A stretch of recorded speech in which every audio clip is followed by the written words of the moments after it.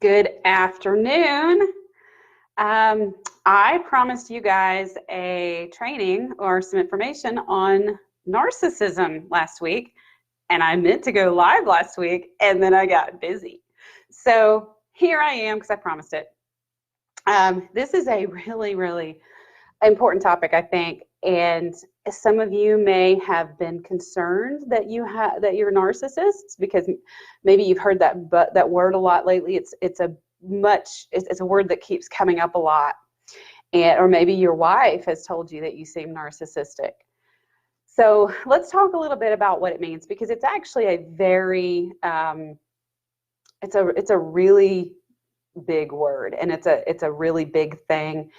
And the truth is, not many guys are actual true narcissists. So I want to clarify for you guys what this term means. All right. I was on a group coaching call yesterday, and there was a woman on the call and two other guys on the call, and both of the men said that they're in coaching for their relationships, and both of the men said that they realized that they had been abusive toward their wives at some point in their marriage. And so they're in coaching now to understand themselves and to understand their relationship. And they went on to talk about some of the things that they've done, and the things that they've said to their wife, and how they've neglected her needs and just been mean at times. And interestingly, I was talking about how these guys were actually in coaching, and they had also been in counseling before. And the thing is narcissists, well, there was the woman who was on the call, her husband had actually refused to go into coaching with her. And he was also telling her that if she just get rid of the coaching, get rid of he's refused to ever go to counseling with her, and just listen to him, that they could fix their problems. And this woman also went on to talk about how he speaks to her. Oops, let me turn off my notifications. The kind of things that he says to her. And one of those things was he had told her that it didn't matter, and excuse my language, but it didn't matter how much of a dick he is to her, she's supposed to have sex with him because she's his wife.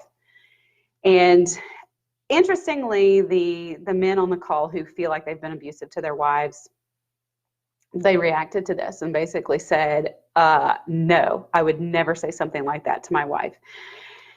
Yet both of these men, I think, feel that they have these narcissist traits. So it was really clear to me that these guys are not narcissists, but very likely the husband of the woman on the call, he very likely is narcissistic. And she went on to talk about how he has no empathy for her, and she's fearful. She's literally fearful of him at times, fearful for her safety and fearful for herself emotionally.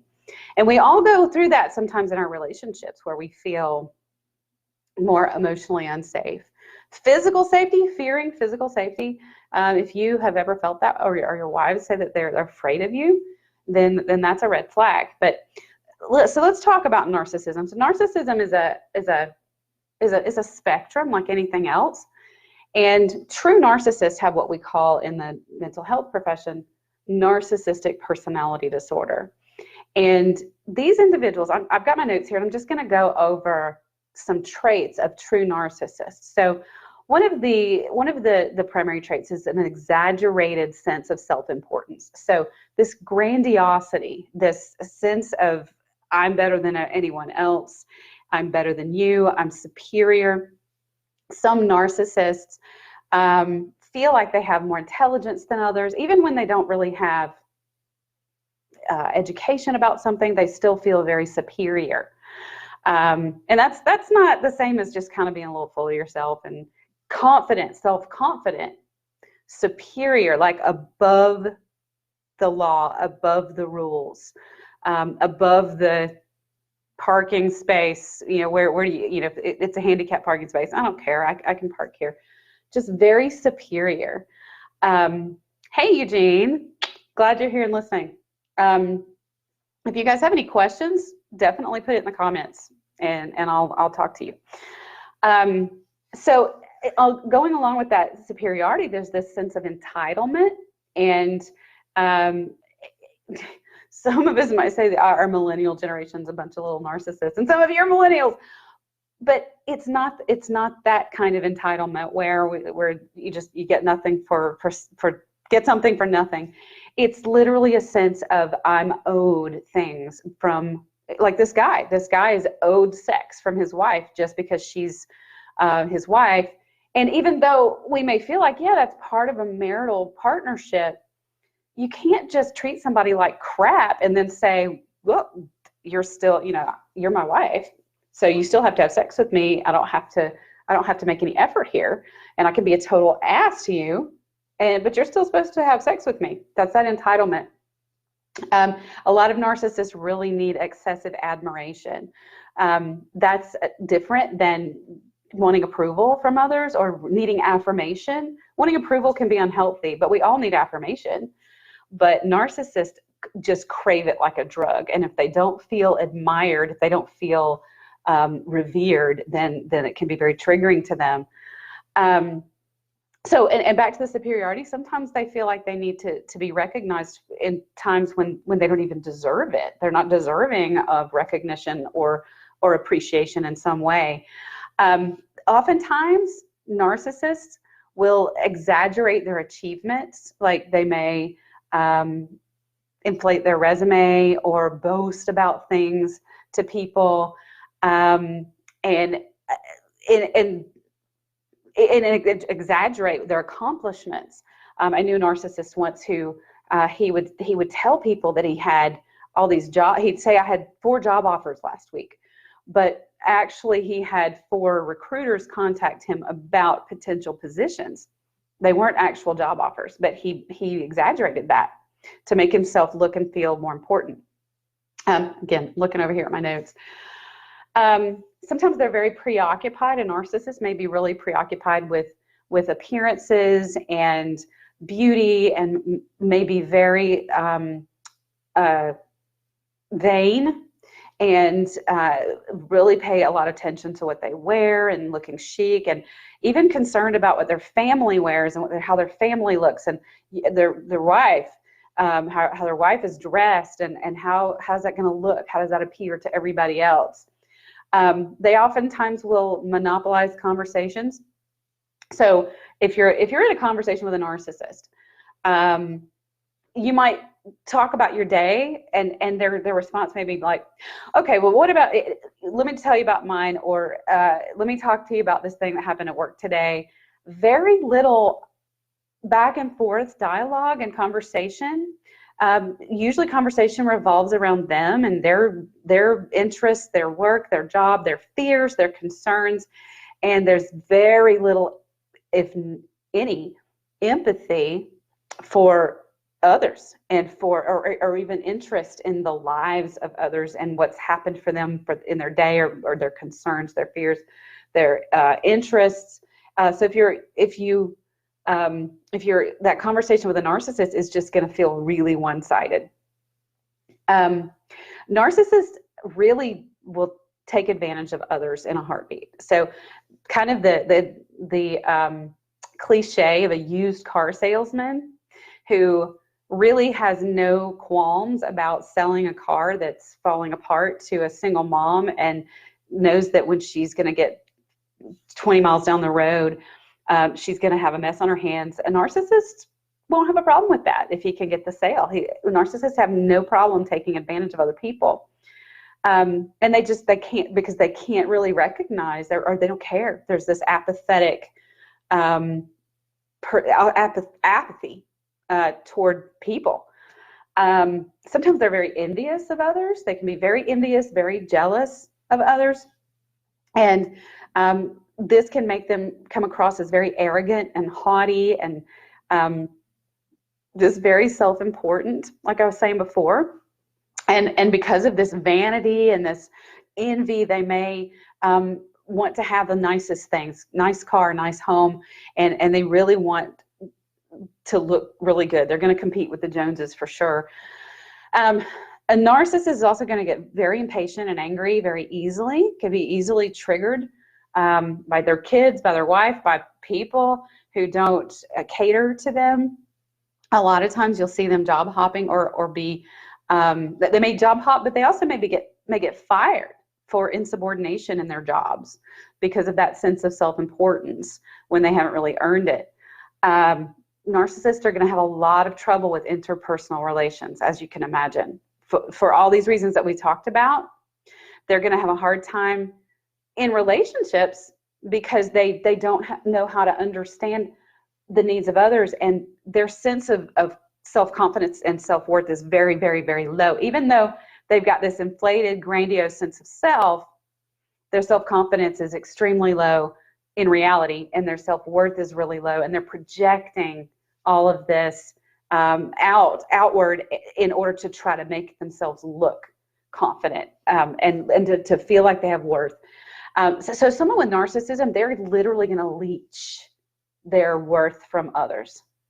And so the term narcissist comes from a poem, I think, where the narcissus looked and saw his reflection in a river, and I think he got really captivated by that reflection. He was captivated by his own beauty. I think I'm remembering that correctly. That's where the term comes from. So a lot of times narcissists will attach themselves to someone that they can see, kind of feel like they're being reflected in that person, and they're going to try to get their energy and their worth, their value from that person. So if you're in a relationship with a narcissist, you're going to feel like the life is being sucked out of you because they're going to need you to be to be a reflection of them and not have your own identity. Oftentimes narcissists really will struggle with depression and anxiety and some of the mood disorders. So I've gone kind of down the clinical, and I'm going to stop looking at my notes because I just want to have a conversation with you guys about this. If a lot of this resonates with you, it doesn't necessarily mean you're a narcissist, okay? And if you have any concerns about that, just reach out to me. Let's talk about it. But honestly, the fact that you're here in this group is a pretty big indicator that you may not be a narcissist, because you're looking to improve your marriage by being here. You're looking to be self-reflective and to try to figure out how to make things better. And most narcissists don't ever look at themselves, and they don't seek out coaching or counseling for self-improvement. So I doubt that any of you, there may be some of you in here, I don't know you all, but if you're regularly looking at yourself and how to improve yourself and how to improve your relationship, and you can see some of your faults and some of your mistakes, and even though it may be like, oh, that hurts and I don't want to be that person, the fact that you can see it and you can acknowledge it means that you're not likely a narcissist, almost definitely not a narcissist. Now, some of you, let's talk about your wives, because some of you have come to me and said, I think my wife is a narcissist. It's possible, but I'm going to say, for the most part, when we look at gender, men typically are the ones we see that are the more narcissistic. Women also can have personality disorders that are similar to what we just talked about, but women typically have something, if they have these traits where they really have difficulty connecting in relationships, and you feel like that energy is leached out of you, it's a whole other different type of personality disorder. And I think that's probably another live for me to do with you guys. And so if any of this sounds familiar to you in reference to your wife, drop a comment, shoot me a message, and let's talk about it. So I hope that this has helped you understand narcissism a little bit more. I do want to say that all of us have some of these traits in us. I mean, all of us, a lot of us can feel lacking in self-worth and self-confidence, and we can feel feel full of ourselves sometimes. We can look for our value in the people that we're with. That's super common, but that doesn't mean that you're narcissistic. A lot of these things, some of us monopolize conversations. I'm guilty of that sometimes myself. But if I stop and say, you know, if someone's like, hey, I want to talk, I can absolutely, I mean, I'm a therapist, I'm a coach. I can absolutely stop and listen to who I'm talking to and what they're trying to say and listen. And if you're capable of that, Eugene, you're saying that this all sounds familiar to you and to her. Okay. If you want to talk about it, shoot me a message. Let's talk about it. But going back over some of these things, if you recognize a few of these things in yourself, yeah, I don't want you to panic and go, oh my gosh, I'm a narcissist. But let's talk about it. Let's figure it out. Let's figure out what it is, you know, what these traits are and how they're affecting your relationship. And we don't even have to call it narcissism or not. But if you have these traits and you're struggling in your relationship, it's important to figure it out, to figure out how to fix it. So, guys, it's Thursday. You may not be watching on Thursday, but I hope you have had a great week. I hope this was a little bit helpful to you in understanding narcissism. And like I said, drop a comment here about what you think, or shoot me a PM if you want to talk. Have a good one.